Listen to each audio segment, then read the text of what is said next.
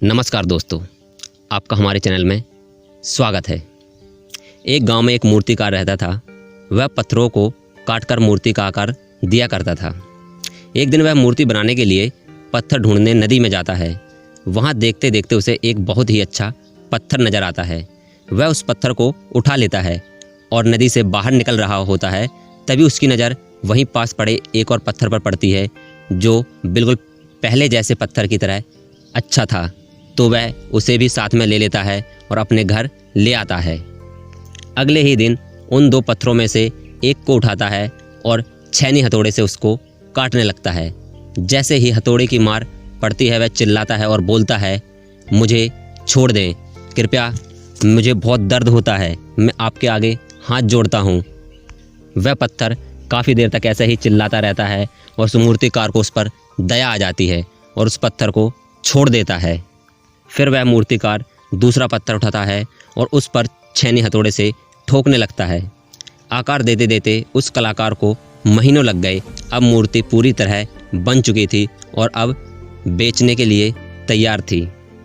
कुछ दिनों में वहाँ कुछ लोग आए और उस मूर्ति को खरीद लेते हैं। तो वहीं उनकी पास में पड़ी एक पत्थर पर नज़र जाती है और उस पत्थर को अपने साथ ले लेते हैं। वह लोग उस मूर्ति को एक मंदिर में स्थापित कर देते हैं और उस पत्थर को उस मूर्ति के सामने ज़मीन में रख देते हैं।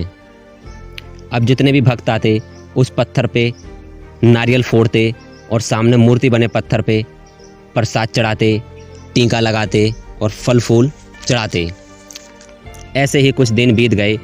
एक दिन जो नीचे बिछा था वह पत्थर मूर्ति बने पत्थर से बोलता है, भाई एक बात बताओ, जो भी आता है आपको टीकता है, आपके ऊपर फल फूल चढ़ाता है, प्रसाद चढ़ाता है, लेकिन मेरे ऊपर ही क्यों नारियल फोड़ता है? मुझे इससे बहुत दर्द होता है। यह बात सुनकर मूर्ति बना पत्थर बोलता है, याद है तुम्हें वो दिन जब कलाकार ने तुम पर हथौड़ी से मारना शुरू किया था?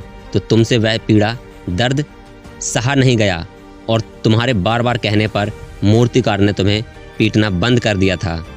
मैं वहीं कोने में पड़ा यह सब देख रहा था और फिर कलाकार ने मुझे उठाया और मुझ पर छेनी हथौड़े से पीटना शुरू किया।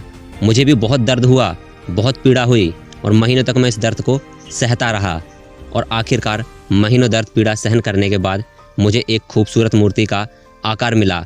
और अगर तुम इतना संघर्ष कर लेते तो मेरी जगह आज तुम होते।